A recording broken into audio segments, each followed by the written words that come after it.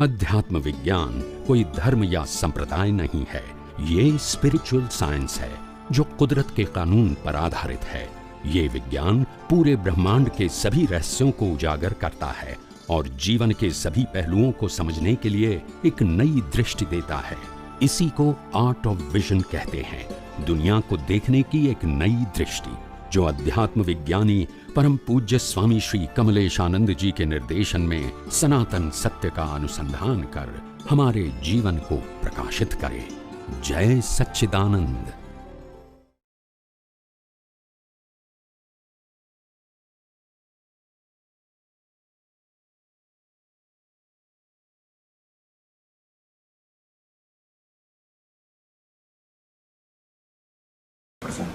જ્ઞાનનું ચારિત્ર, દર્શનનું ચારિત્ર અને જ્ઞાન દર્શન ઇઝ ઇક્વલ ટુ ચારિત્ર, એ જુદું છે.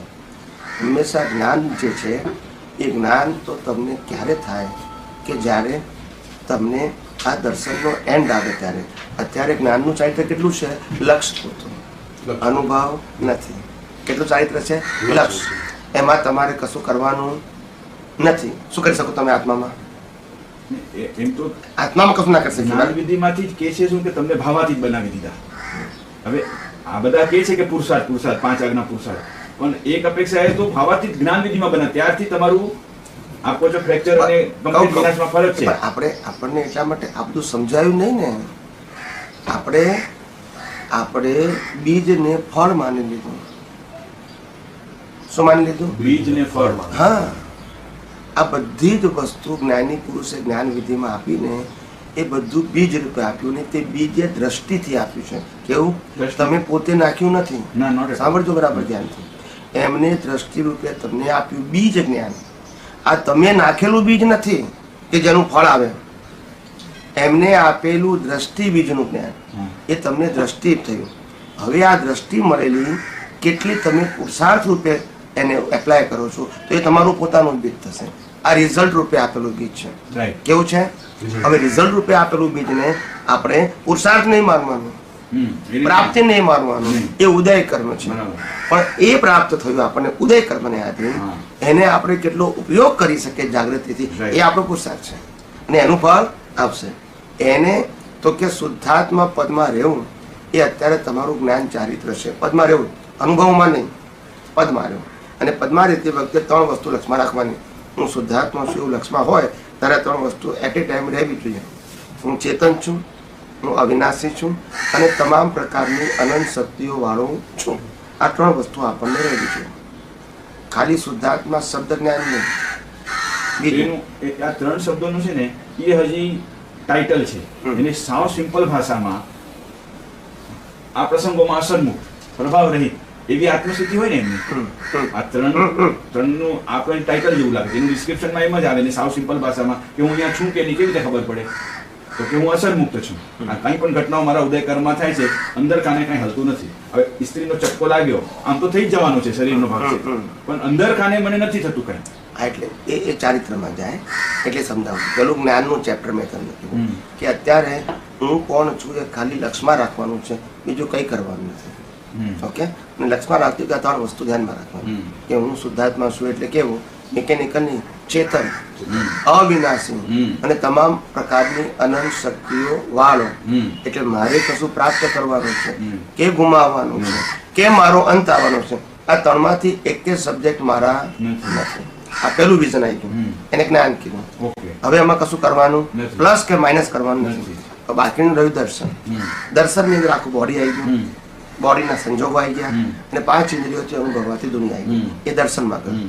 હવે એ દર્શનમાં તમારી પાસે રિલેટિવ સત્યનું દર્શન છે તો નવું સર્જન થશે. અને એ દર્શનમાં સનાતન સત્યનું વિઝન છે તો ધીમે ધીમે આ બધી અવસ્થાઓ ખરી પડશે અને તમારું વિઝન જે છે એ મિથ્યા જ્ઞાન અને મિથ્યા દર્શન રૂપે, મૌન્ય કર્મ રૂપે ખલાસ થઈ જશે અવસ્થામાં. કારણ કે તમને ખબર પડી ગઈ અનંત સુખ તો મારામાં છે એટલે અવસ્થામાં નથી. હું તો અવિનાશી છું, મારો નાશ થવાનો નથી. ખ્યાલ આવી ગયો? હું તમામ પ્રકારની એની શક્તિઓ વાળો છું એટલે સુખ દુઃખનો ભોગવટો એ મારો ભોગવટો નથી. આ બોલવું બહુ ઈઝી. હા, સુખ દુઃખનો ભોગવટો મારો ભોગવટો નથી. આ અહીંયા જ વર્ક છે. હા, પણ એટલા માટે તો કીધું અહીંયા વર્કમાં ઉપયોગ નથી. શું નથી? એટલી પ્રેક્ટિસ. એટલે દેહાધ્યાસમાં ગયું. એટલે દર્શન એટલે દેહાધ્યાસ કાઢવો તે. અને દેહાધ્યાસ એટલે મેં શું કીધું, આ મન વચન કાયા તે હું નથી એટલું નહીં, બુદ્ધિ ચિત્ત અહંકાર પણ હું નથી, 5 ઇન્દ્રિયથી દેખાતી દુનિયા પણ હું નથી, આ બધી અવસ્થાઓ આની સાથે સંકળાય છે, સત્તા સંપત્તિ સંબંધ સાધનો તે પણ હું નથી. એમ આખું પેકેજ દેખાય તો કે પછી શું છે? તો પછી આ બધું નથી તો શું છે? તો કે આ 5 તત્વો સિવાય કશું નથી. એ દર્શનમાં ગયું.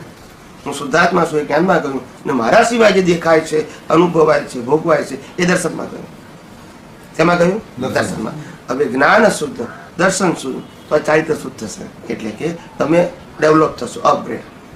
શું થશો? જ્ઞાન શુદ્ધ છે, દર્શન શુદ્ધ છે, એનું રિઝલ્ટ શું છે? ચારિત્ર.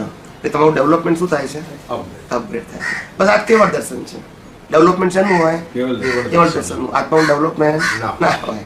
આ જેટલા પગથિયા બતાવ્યા છે 14 ગુંઠાના, એમાંથી 12 ગુંઠાના દર્શન માટેના છે, 13મું ગુંઠાનું કેવળ જ્ઞાન, અને 14મું અયોગ્ય કેવળ.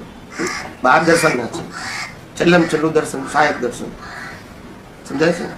પછી 13મું આવે કેવળ જ્ઞાન. પણ તે 12મા વગર 13મું આવે નહીં. એ પહેલું દર્શન, પછી જ્ઞાન. અને કવિરાજ લખ્યું છે જેવું દર્શન છે તેવું તેનું જ્ઞાન, લશ્કર કસાય વસ્તુ બંધી. એ કયું દર્શન? કયું જ્ઞાન? દર્શનનું જ્ઞાન, આત્માનું જ્ઞાન નહીં. આ સમજવું પડે. દર્શનનું જ્ઞાન. એટલે તમે આ જગતને કઈ રીતે જુઓ છો એ દર્શનનું તમારું જ્ઞાન કેવું છે એવું તમને વર્તશે.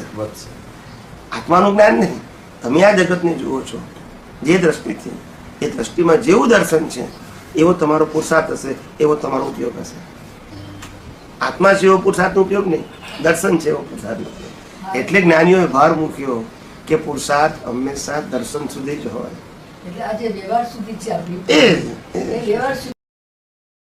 કે જેને સ્પષ્ટ વેદન હોય એને પ્રતિષ્ઠિત આત્માનું અસ્તિત્વ જ ના રહે. કારણ કે અજ્ઞાન વગર આત્માનો એક અંશ પણ અજ્ઞાન છે, એટલે અંધારું. તો કઈ રીતે આત્માનો અનુભવ થાય? હા, આત્માનું લક્ષ મજબૂત હોય, 99% થઈ ગયું હોય, લક્ષમાં કચાશ ના હોય, અનુભવ ના હોય, 100% અજ્ઞાન ખલાસ થાય, એટલે અંધારું ગયું તો જ જવાનો અનુભવ થાય. પણ ડેવલપમેન્ટ થાય છે આ બાજુ. જેમ અજ્ઞાન માઇનસ થાય એમ જ્ઞાન માટેનો નિશ્ચય વધતો જાય છે.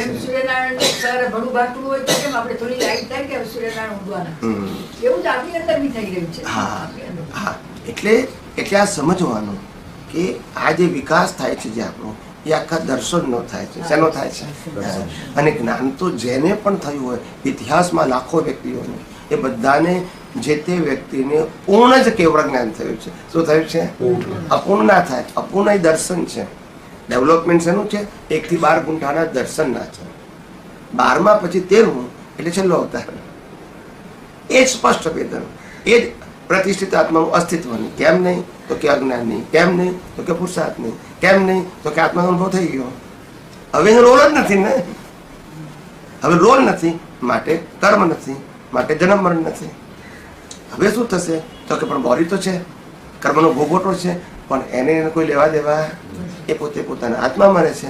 પ્રકૃતિ તો કુદરતી રચના છે, એને જે કરવું હોય તે કરે, જે થવું હોય તે થાય, પણ એના માટે કોઈ પુરુષાર્થ ઉપયોગ રહ્યો નહીં. પણ આ પછી ધાર્મિક વ્યક્તિઓએ ભગવાનમાં આવી રીતે છેક સુધી પુરુષાર્થ કર્યો, તપ કર્યું, ત્યાર પછી કેવળ જ્ઞાન થયું, ખ્યાલ આવી ગયો. એટલે એ જે ભાષા હતી એમને પણ પ્રતિક્રમણ કરવા પડતા હતા. એટલે આ બધી ભાષાઓ બધી રિલેટિવ સત્યમાં ગઈ, પ્રિન્સિપલ ના સમજાય. ભલે જ્ઞાની પુરુષ કોઈ શુભ કોઈ તમને અપગ્રેડ કરવા માટે, મોરલ સપોર્ટ આપવા માટે બોલ્યા હશે, એની આપણે ના કહેતા નથી.